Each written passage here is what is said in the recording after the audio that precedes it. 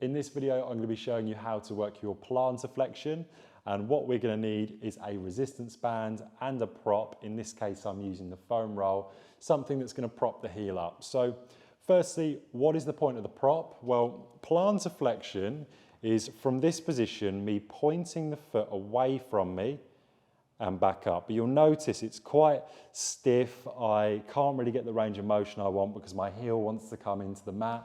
And that's where having the heel elevated on something like a foam roll is really nice, because now I can get that full range of motion without me just getting a half range in this position.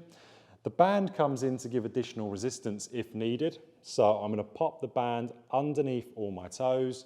I'm going to pull the band to give resistance, and then from here I'm going to then bring the foot forwards, slowly bring the foot back and bring the foot forwards away from me. So point away, that's your plantar flexion. We're going to bring it back into its neutral position and then back into plantar flexion. And that is how to work plantar flexion in a heel elevated position.